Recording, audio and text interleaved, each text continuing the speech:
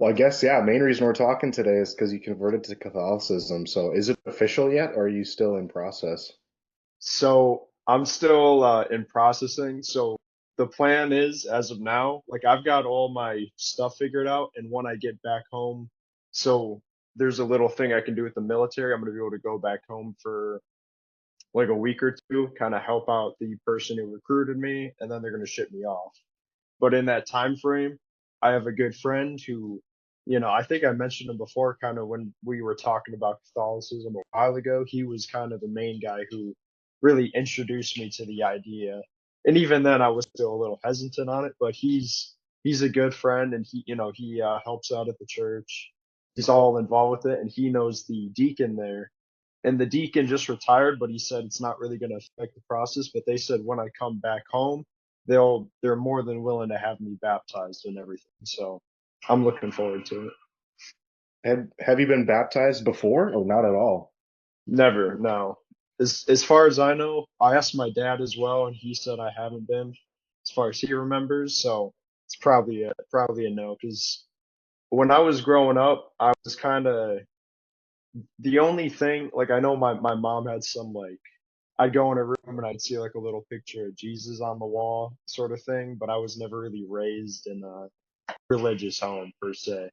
And then maybe like I went to like I can't remember. It seemed like a mega church from like my distant memories because this is way back when I was a kid.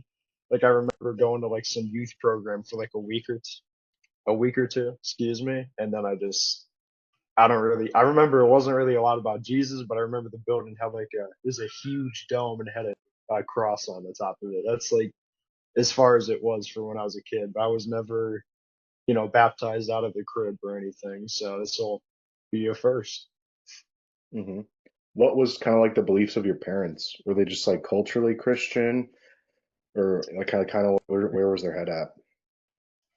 So I know my dad's side of the family is Polish, so they were born, they were raised Catholic, they went to Catholic school and everything, but it's it's more like a cultural thing, It's not like they're very devout, although that's kind of changing ever since as of now, I've kind of gotten back into it. But they were raised, I think, in a Catholic school for a little bit. I know my grandma, she actually took me to see it in Detroit.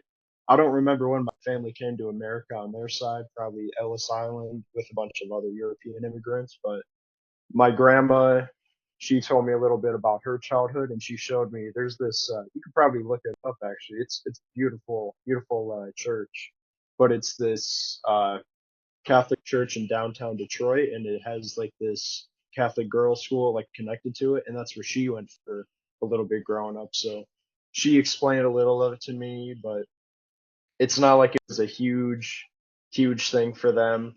It's just kind of like she believed in it, but she wasn't like super devout, I guess.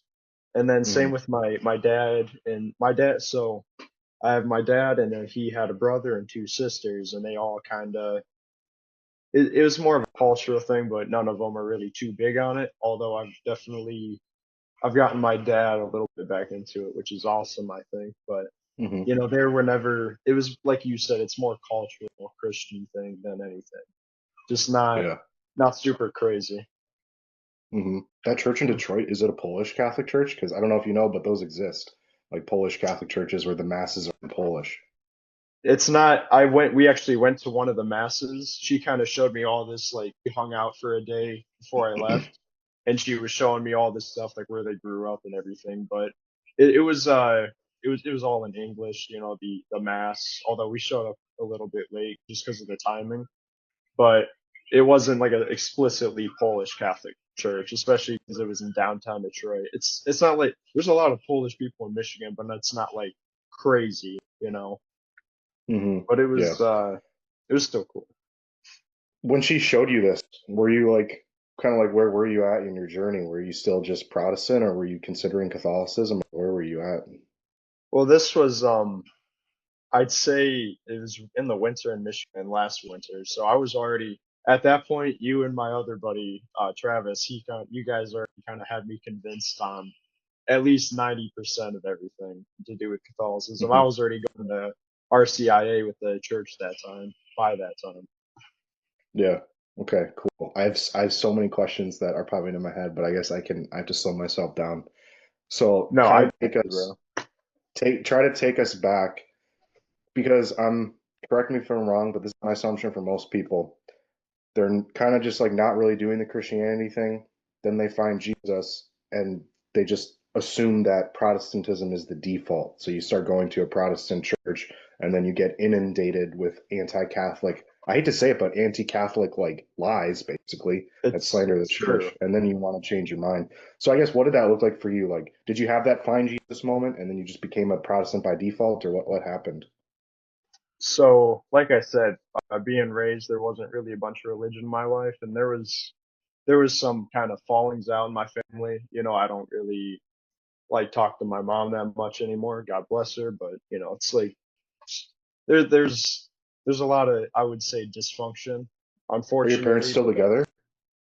no, my dad finally just got divorced after a long, long time, which sucks. I don't. It's a whole mess, man, honestly. But Yeah. that being said, I strayed away from that, and then I would say it was about when COVID hit. That's usually like that's the time when there was more of, like, a huge falling out, and then I ended up living with my dad, and I was finally kind of uniting with my family on his side, like all the Polish folks, and I started going to high school at a different place, and it was a good opportunity because I met a whole bunch of friends, and like they kind of got me back into church. There was this church in town, Oak Point Church, Milford, Michigan. It's a non-denominational church, but they're like, hey, dude, just come to youth group with us, and they're good friends, good guys. I'm still friends with most of them, but I was going to that for a bit. I never really went to their what is it, Sunday service, but I always went to the youth group just because I thought it was a good opportunity. And that was like the point where I kind of started like, oh, maybe I was wrong because I remember in middle school, I never, a lot of this is more like youthful stupidity, but I was never really big into it until that point. And in middle school, I just kind of dismissed people were like, I have one friend who's a Christian. He's in the Air Force as well, and he's like a older brother to me sort of thing, but he would talk about Jesus, and I'd be like, dude, that's all made up fake BS. I was an idiot, honestly. But that experience kind of got me back in at least the same atmosphere, if you will, when it came to Christianity. And I was going just doing that for a while, and eventually I met my buddy Travis through high school, and he's had his own crazy journey, dude. I remember he was telling me one time he was like, he was always like Christian. One time though, he was like, "Oh, I'm a neo-Buddhist Christian," like some stuff like that. I just couldn't take him seriously. What? What? I don't, dude. I I'll probably ask him about that at some point. It was just so, it was funny. But like genuinely, he was someone he's very invested in like finding out what the truth is. That guy, I've never seen someone who can just sit down and do so much research in one session. And he's a smart guy, he's educated.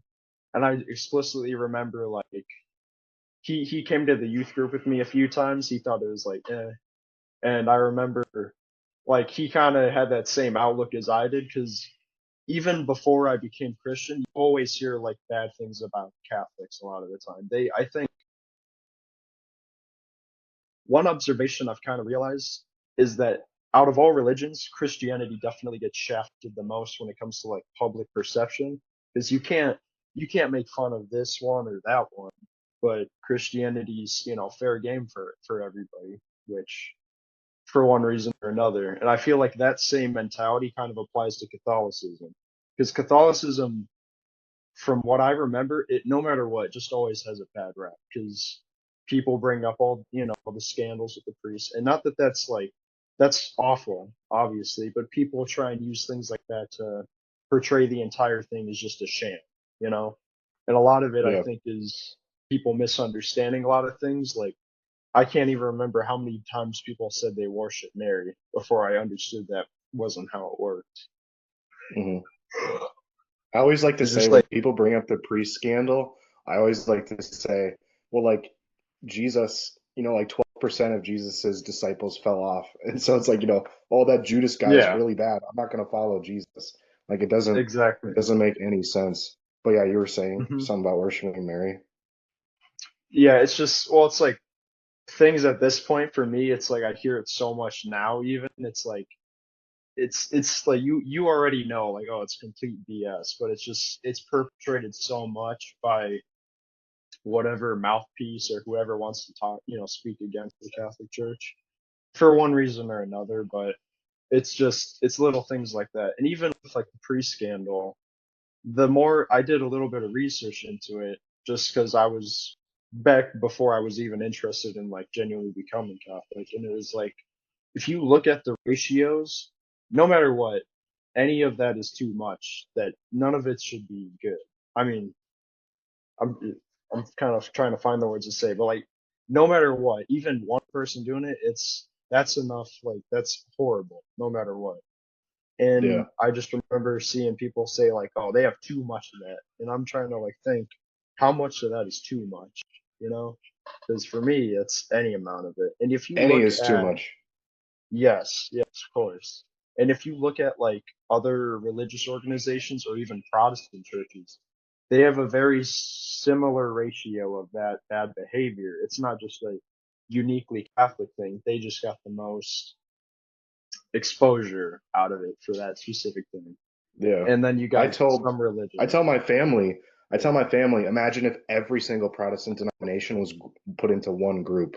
Of course, the Hmm. number is going to go way higher. But Yeah. like you're saying, it's not unique because the sad fact is dudes that want to mess with Yes. kids, they get in positions that put them in front of kids. And that could be a Catholic Yes. priest, it could be a Protestant pastor, it could be a youth group leader, Pastor. it could Yep. be a public school teacher or a gym teacher. So, There's always, no matter what, there's always evil, and it's going to try to find an outlet per se where it can get away with something like that. It's awful, but that's the reality of it. And it's not just, oh, it's only Catholicism which has this problem.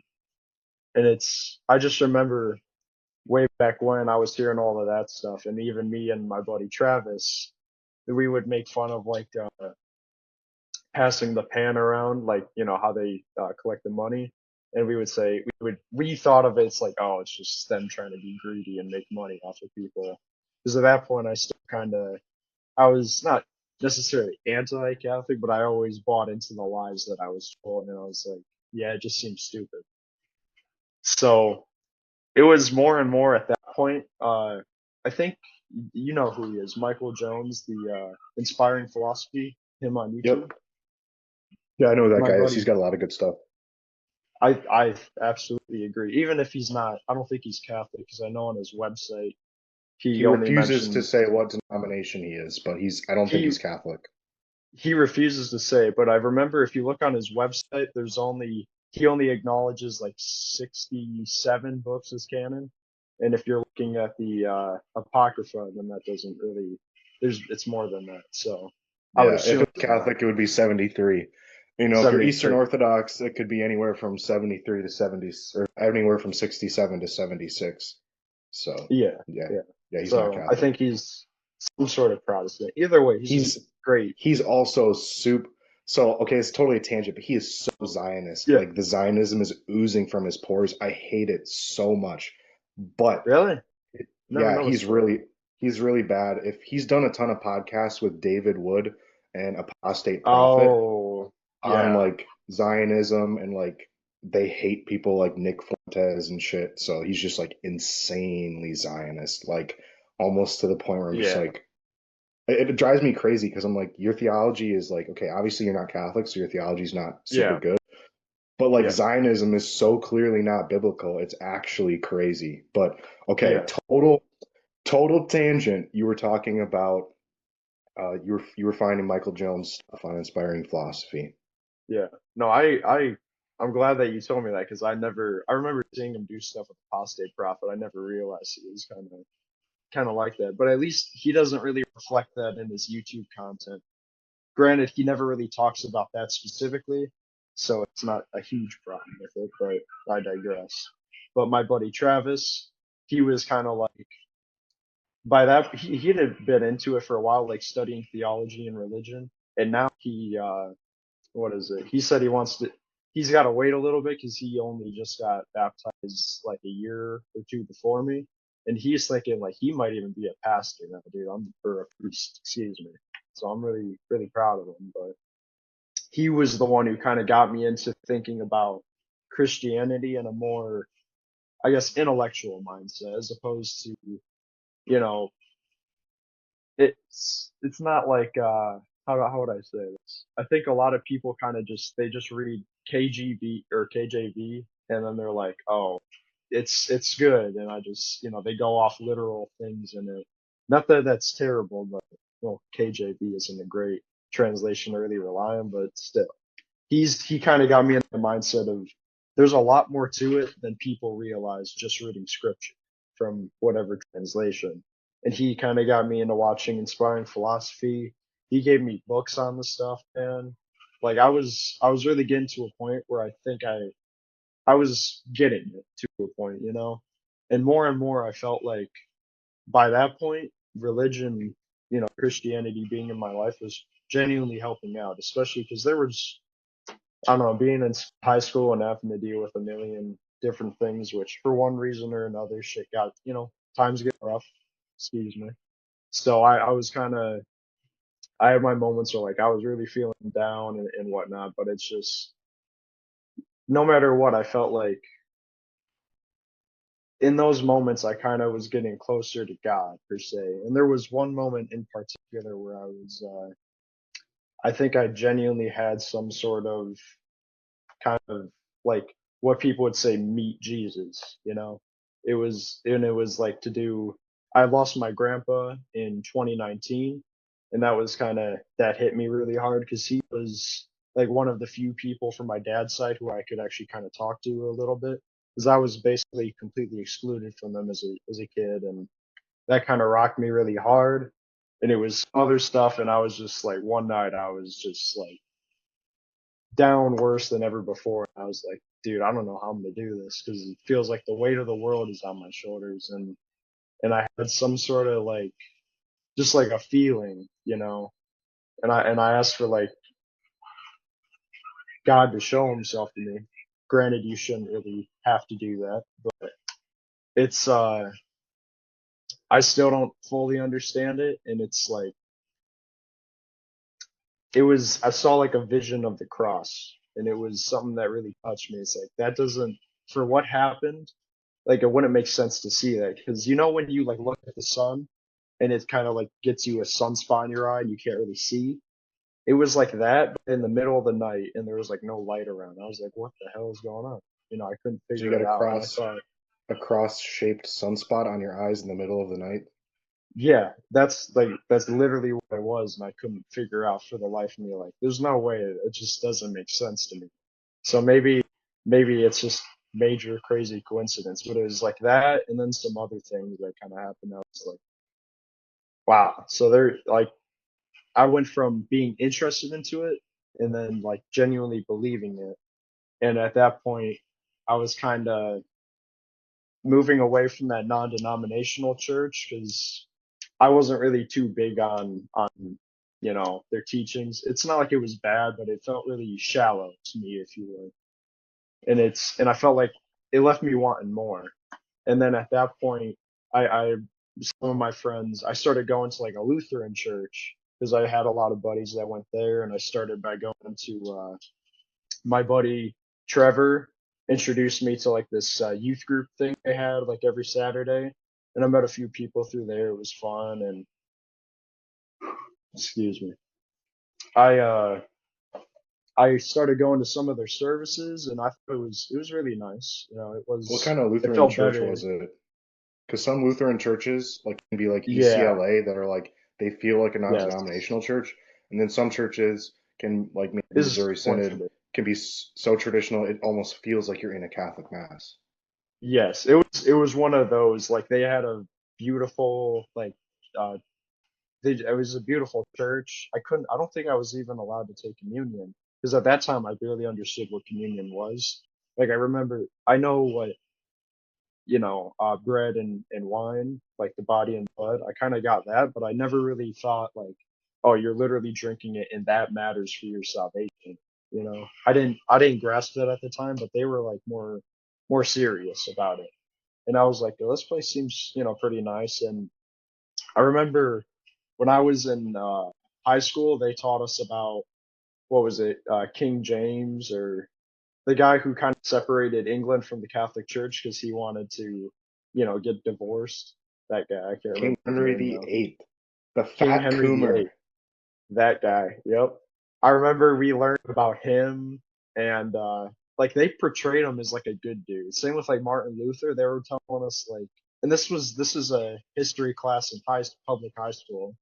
Granted, it was online, but still, the teachings are the same. It's like Martin Luther was this great dude who stood up to the Catholic Church.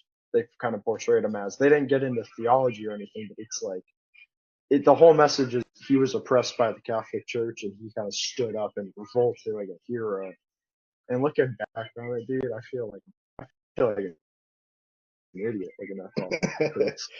Like the what I know now, I look back and I'm like, there's no way I really bought that back in what was it, freshman year when they taught us that. But that's kind of what I had. The mindset I had going in, it's like, oh, this Luther guy seems like he's got to figure it out. So I was kind of going to their Sunday service on and off for a little bit with my friend Trevor. And I think by that point, my buddy Travis, he was kind of invested in the Catholic Church. And I was like, are you serious, dude? You're like, you're joking, right? And he's like, no, I'm going to go and I'm going to see what's up with it. Cause he was like, this is the first time in a while like he didn't change denominations or something every week. Like his view for a while was he would never fit in any church because none of them fully matches what he believed, and he thought he had it hit the nail on the head. Which now I know if you ever think that about anything, you usually don't know a damn thing. So Yeah. What so was he kind of was his telling me distinct? about it. What were his distinctives that he had kind of held on to? I'm trying to remember because this is a couple years ago now, but he was for a while he was really against like the Old Testament for a while. Well, I'm sure when I'm trying to think of your question specifically, it kind of brings up all of the memories because I remember, like I mentioned, the Buddhist thing, and then he was like, "Oh, I'm not Christian anymore because God is evil in the Old Testament." But then he kind of got back to being a Christian.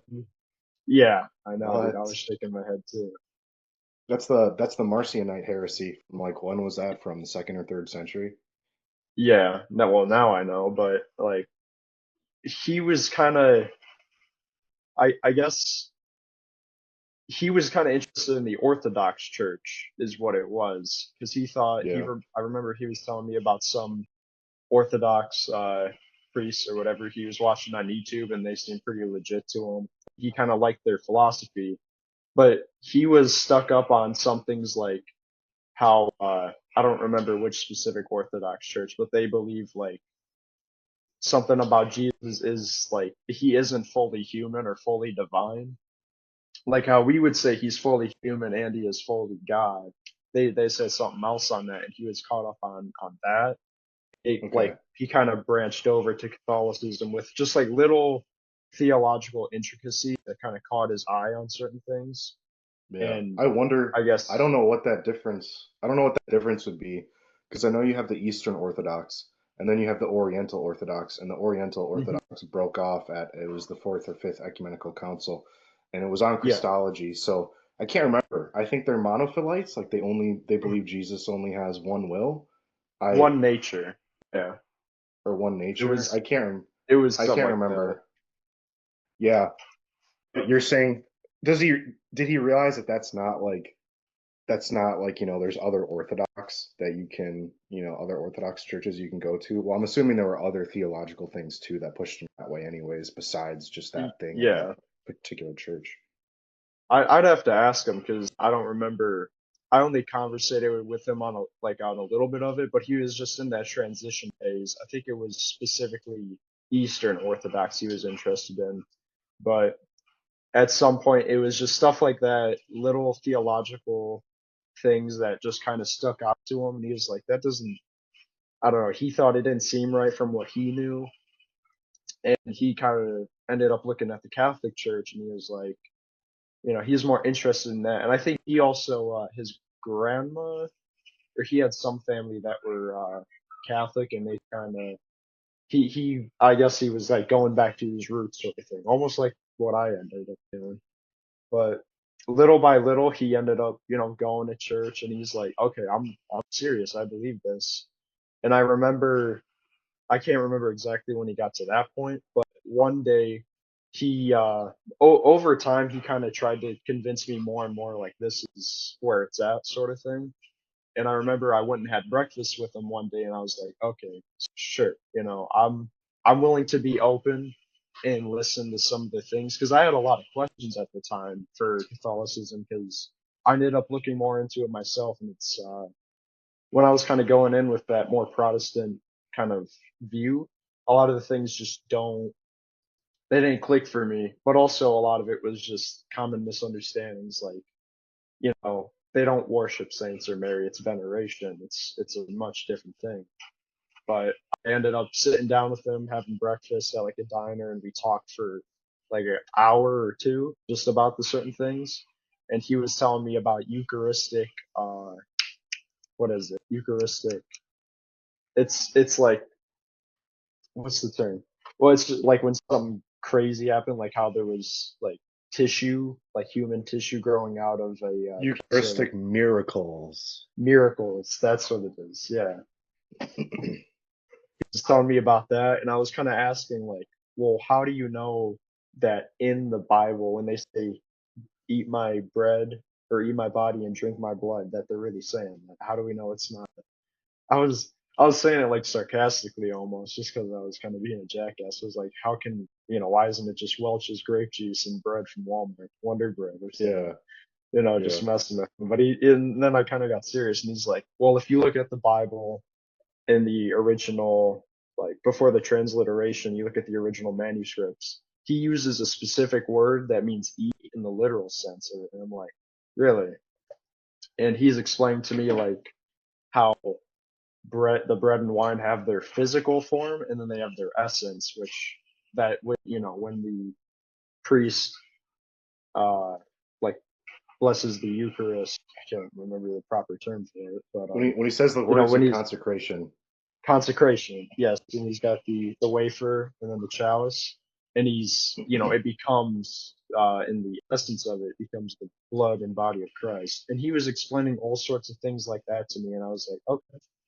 And I just kept finding another reason, like, well, why I'm not gonna believe it. He's like, shit, no matter what, I'm gonna get back to you on it, because he was very, he's very, very, like, he's a good dude, man, and I really do appreciate him putting up with some of the stupid questions I ask, but he genuinely cares, and that's why.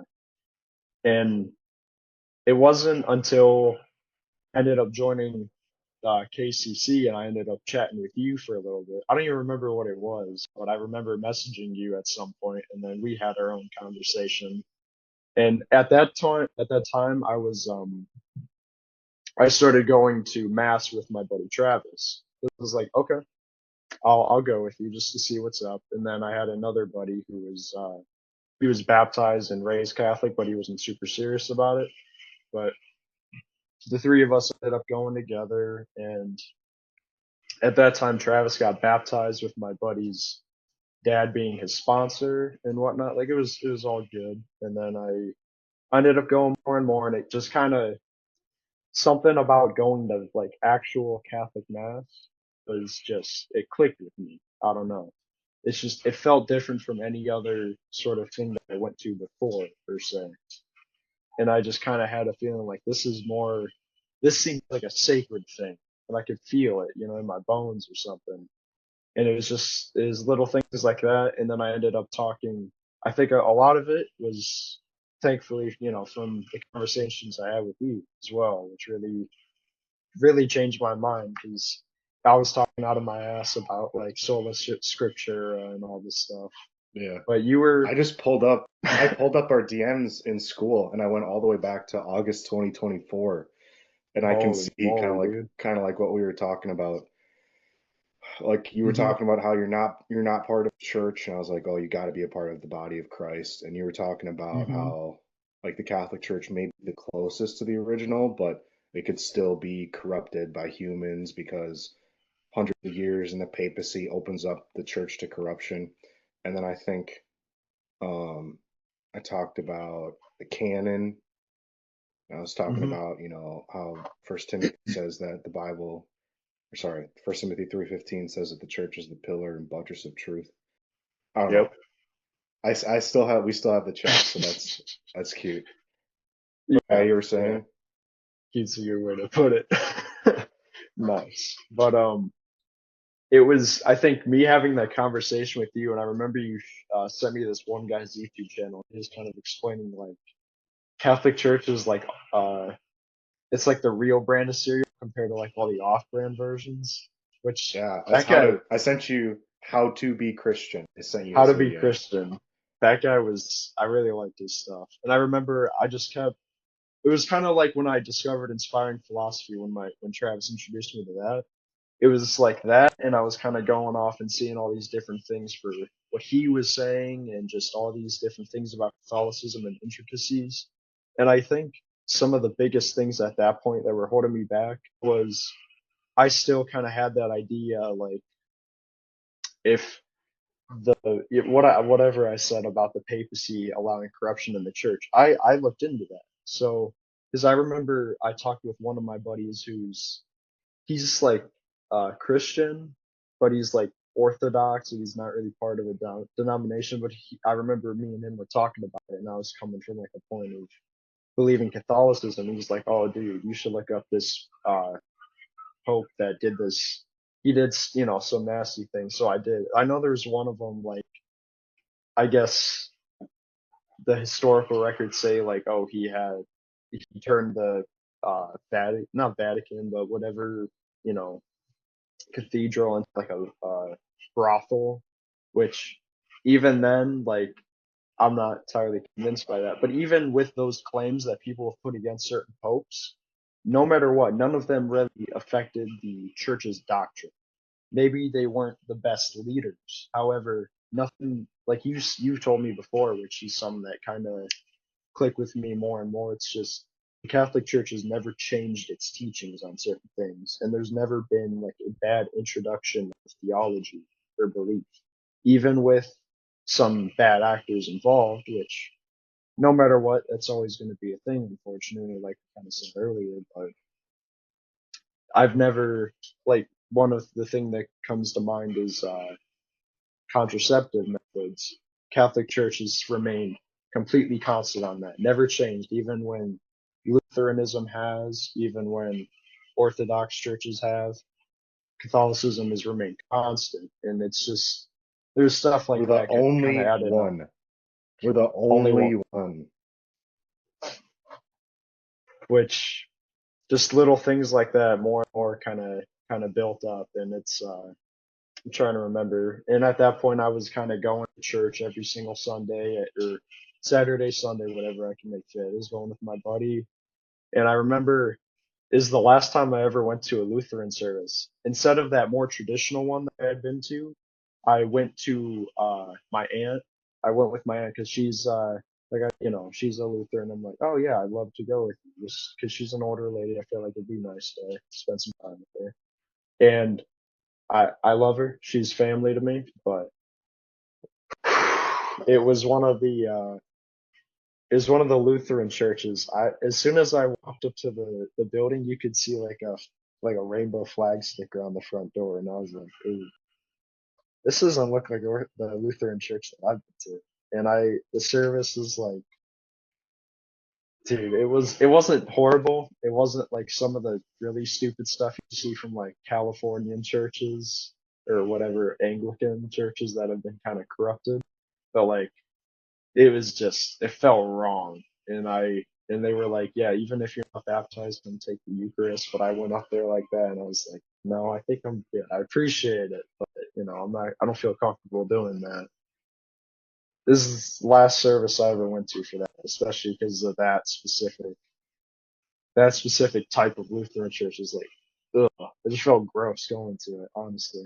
But at that point, I was like, okay, you got me convinced, Travis. And I started going to RCIA with them. And then I think I made that one post in the trad chat school, uh, the, the school feed, I guess, about how I started it. And I mean, I was proud to announce it, man. Like I felt like I was in the right spot for once.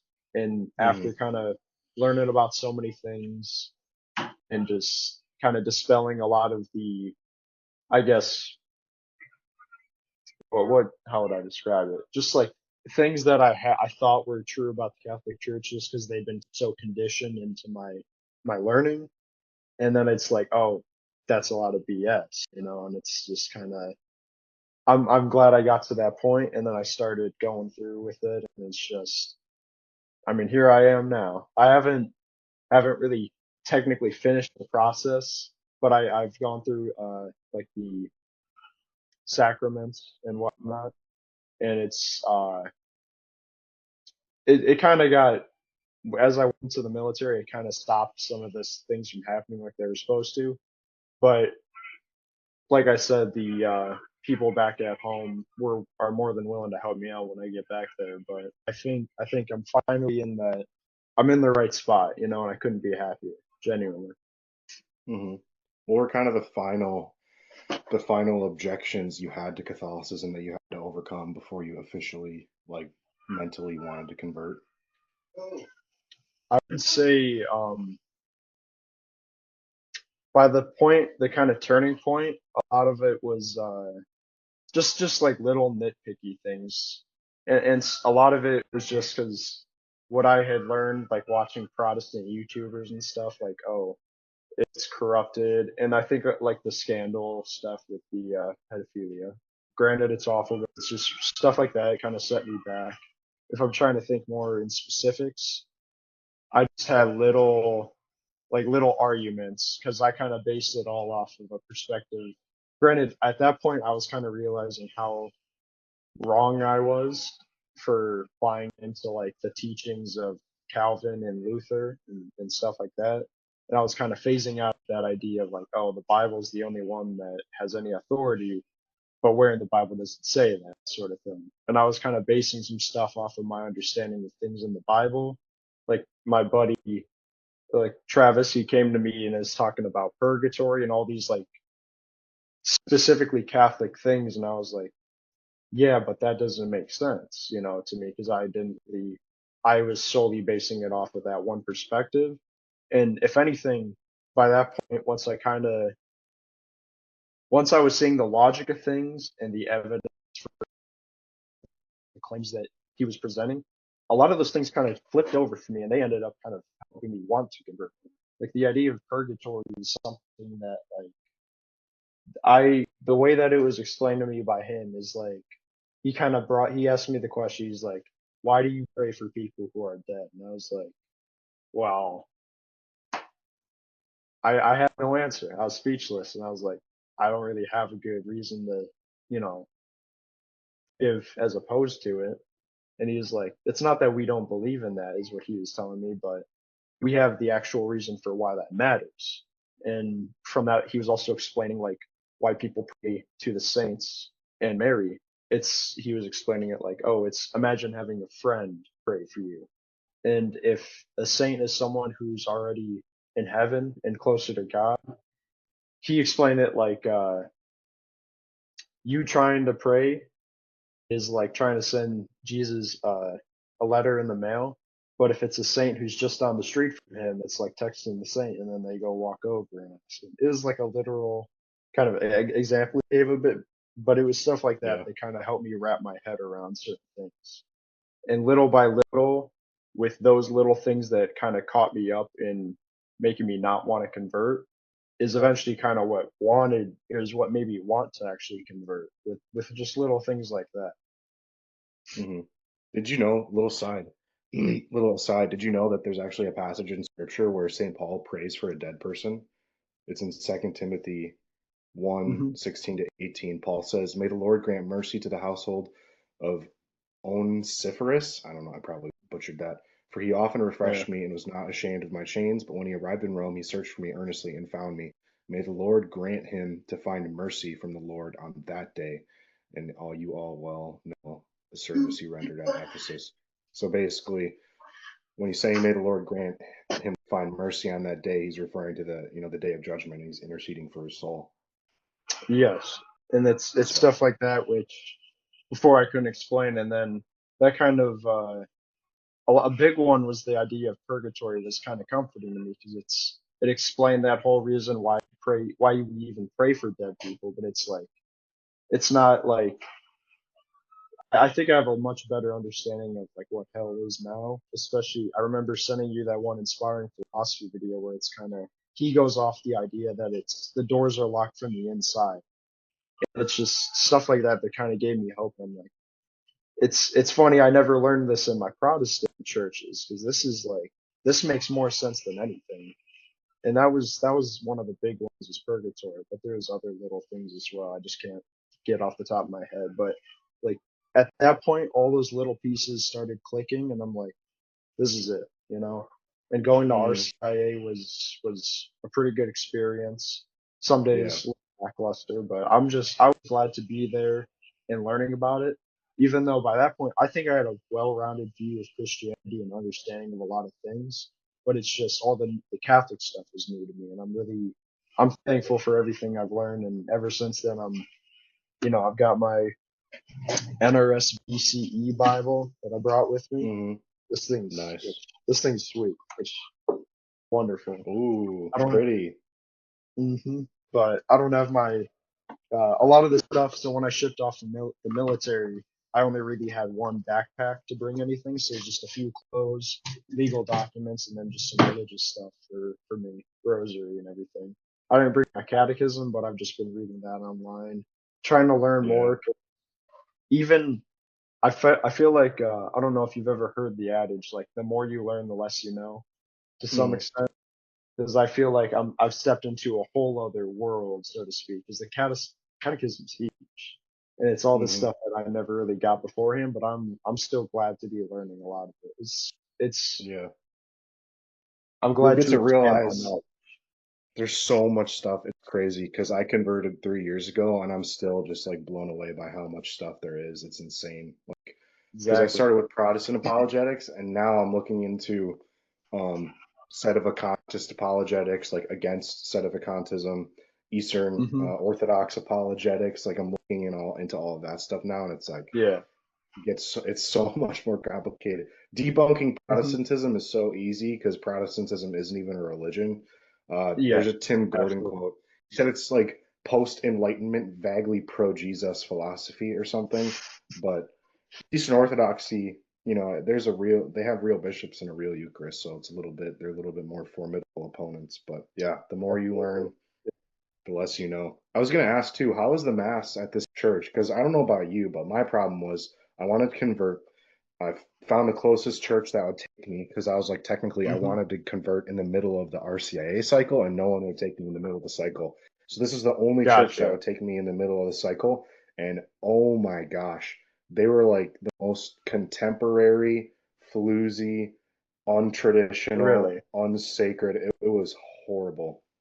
Like Is all the that like kind of they turned were a you away Catholic. from it? There it was a Catholic church. The Yeah. sacraments were valid. I got Yep. my first Eucharist, confirmation, baptism, first confession. I got all of those at the church, but man, I just Hmm. did not like it. But did you have a similar experience? Because for me, like the catechesis was like I already knew everything. It was so like it was like a 12-year-old child level, RCIA class. And then, Yeah, that's how it the was for mass me. was contemporary. Okay, and what about the mass? Were you able to find a pretty traditional church? Well, so basically, I kind of went to that one church my buddy went to. It was you look it up, Saint Mary, the Lady of Our Snows in Milford, Michigan. It was nice. Like I wouldn't really describe it as too contemporary. It was pretty nice. It seemed sacred enough, and that's one thing that kind of drew me in. But it was the RCIA was like, granted, I was still right now I'm 19, and I think I was 18 when I started going to that RCIA, so it was still kind of like a Yeah. kids thing. And my buddy Travis was there, kind of helping to lead it, and he still helps out and does a whole lot of things helping kids out. at the thing because I remember he would tell me stories about like he had this class of like middle school kids and he was teaching stuff to them about Catholicism at the church, like some sort of RCIA thing. But uh, the one that I went to, we had this one lady. Her name was Jody. She was very kind, but it was like all it was very like you said, it's like felt like for it was for 12 year olds, and Hmm. I got the youth catechism, excuse me, and The I was Baltimore Catechism.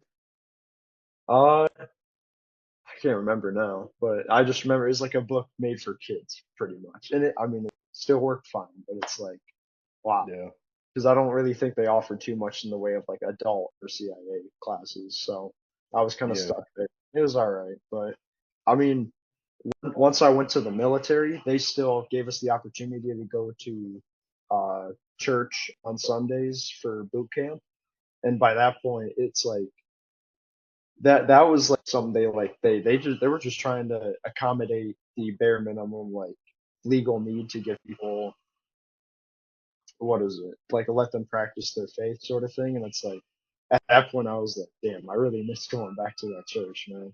Hmm. And I mean, here I'm at a different base now for a further field of training, and the Catholic Church Yeah. here is wonderful. But Hmm. it was, I would say, the first church I went to. Like, it wasn't really terrible. They weren't like, uh, it was decently traditional, but I mean, it got the job done. I wasn't really opposed to it or upset with it or anything. So I don't Hmm. think I had it nearly as bad. Not to say it was bad, but not as bad as you may have had it when you went to the church near you. Hmm. I would say, I mean, have you ever been to like a Latin Mass, or have you ever been to like a Divine Liturgy or an Anglican Ordinariate, or do you know what those are? I know what they are, but I've never personally been to one person. Okay. I'm gonna send you, there's this website. You literally just type in reverentcatholicmass.com Hmm. /map. And it's pretty much like a map of like reverent Catholic churches. So for me, it's like if I go to a church and like all the, they don't have they have, 9-year-old altar girls in ponytails and Crocs, and Gotcha. then the priest is like doesn't know half of the shit he's saying, and it's not Adorantum Oh, and all this stuff. So this yeah, website you can find masses gotcha. that are really really solid. So Hmm. I don't know how deep you are into your like liturgical preferences, but I definitely have some liturgical preferences. I would say I definitely prefer kind of the more traditional stuff because I thank God I didn't have it that bad when I went to the church in Michigan. Like they were, the altar servers, they were decently formal, but maybe not Crocs, but they're still wearing tennis shoes and all that. It's not like crazy, Yeah. like super traditional, but here at this one at the Air Force Base I'm at now, they kind of like they pulled out the what is it? The thing with the dude, I'm blanking on so many things. The incense that they had in it, Incense? incense. Yeah. Yeah, with the little thing. I can't remember the name of it, but I don't the even know what priest that's was. called. Yeah, you know what It's I'm it's talking got a about. Like name. has the Yeah. chain on it. So they kind of brought that out, and they do things like a little bit more traditionally here. I feel, which it's pretty nice, especially like experience. I'm like, damn, this was like kind of the real deal. It's not as crazy as that would be, but definitely send me that website because I Yeah. think the closer you get to having it more traditional, it just feels more complete, I guess, more Yeah. divine, if you will, Yeah. sacred. It feels like you're closer to heaven. It's just, yeah, I'll definitely send that over to you because, I only Hmm. went to this one church when I was going to OCIA and getting, Yep. confirmed and all that stuff. But then I started Hmm. branching out and going to other churches, and like I tried Latin Mass. I tried like a really, really reverent Norvis Ordo. It was like an Adorantum Gotcha. Orbis. It was like a Norvis Ordo that was basically a Latin Mass, but in English. And then I tried Divine Liturgy. So I don't know how much you know about Byzantine Catholic churches. So A little it's bit. basically, imagine an Eastern Orthodox church, and the bishop decides to come back in communion with the Bishop of Rome. And so Rome is really nice and lets them keep their Hmm. mass. So, because like Eastern Orthodox churches, they do, well, most of them do like the Divine Liturgy of St. John Yeah. Chrysostom, which is from Yep. like the Yep. 400s. So super beautiful, super beautiful. Only problem was I didn't realize the church was like in the middle of the ghetto. I felt like I was going to get shot, but it was a nice liturgy.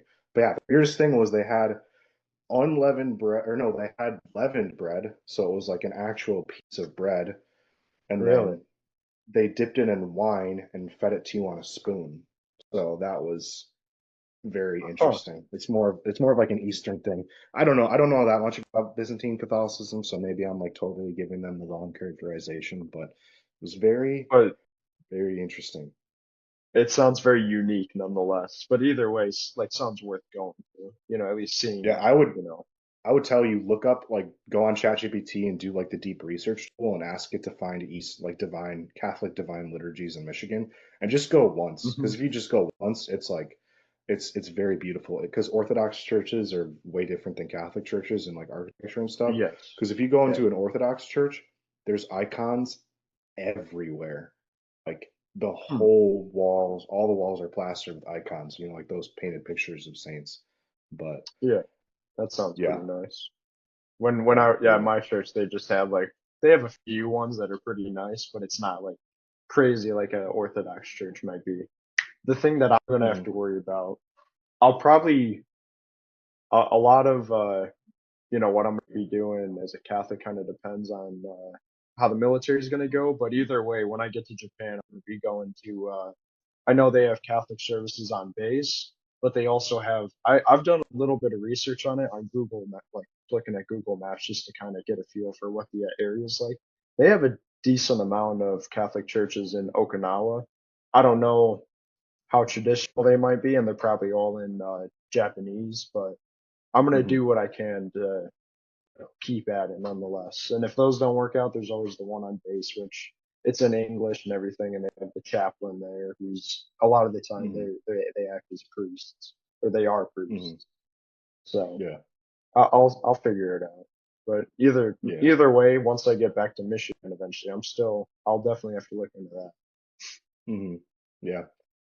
Wow. I got a lot to learn. You got a lot to learn. Although I will say some, so this is, do you have anything else about your story that would be kind of cool to know about? Otherwise, I'll give you my official convert advice since I've been a convert for 3 years now. 2 3 years.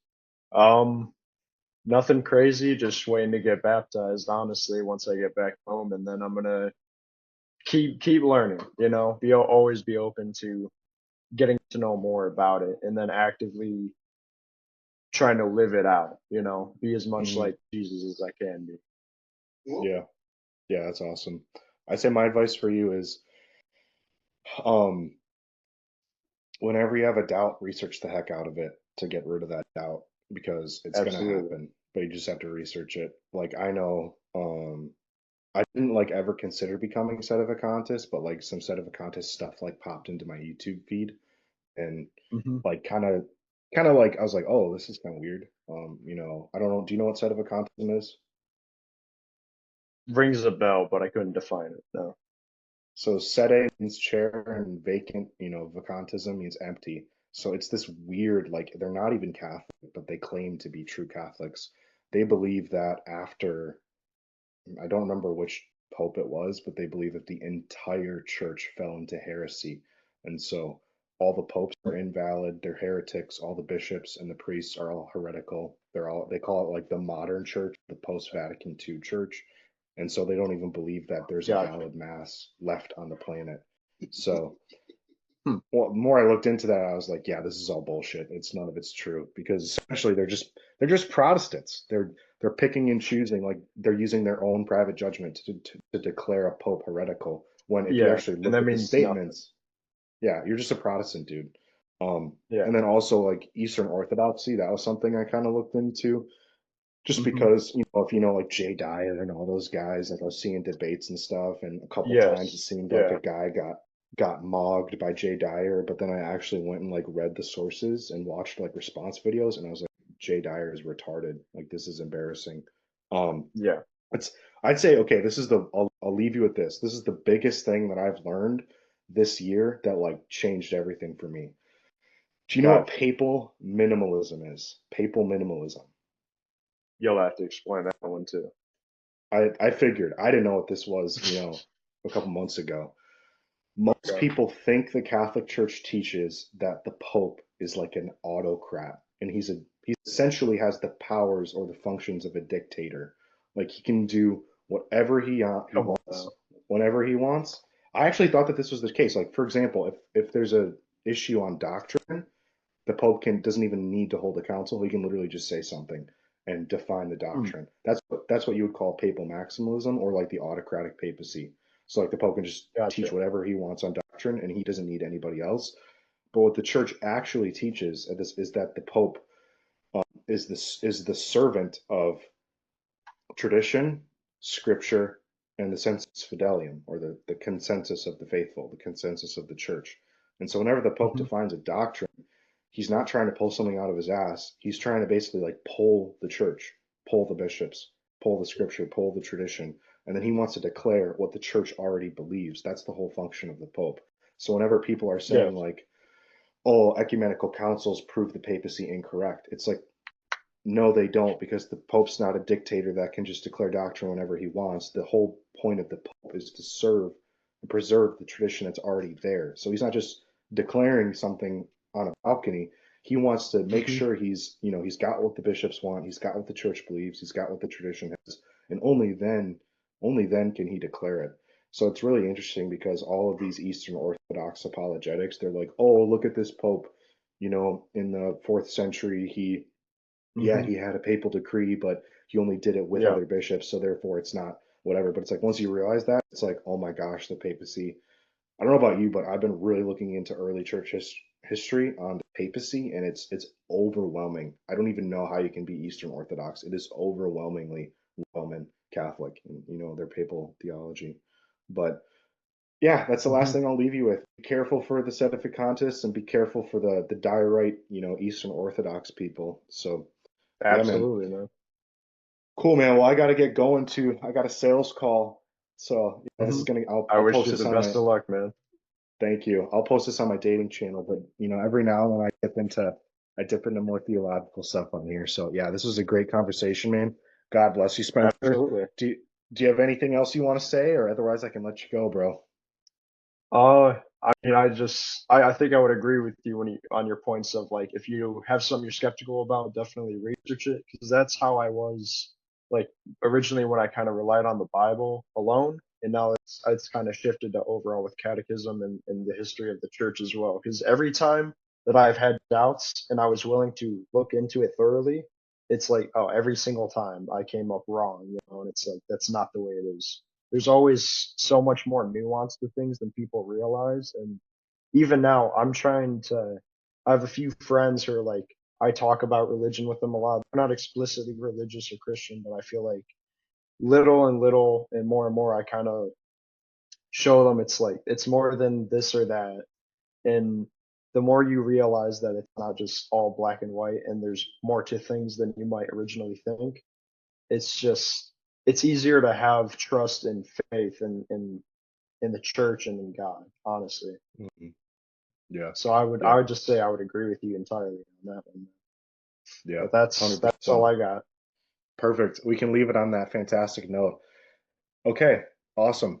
Hmm. So I'm gonna let you go, Absolutely, man. and I'll talk to you later, bro. Great conversation. Absolutely, man. I hope it's not the only one, I guess I'll say. And I do Yeah. wish you the best.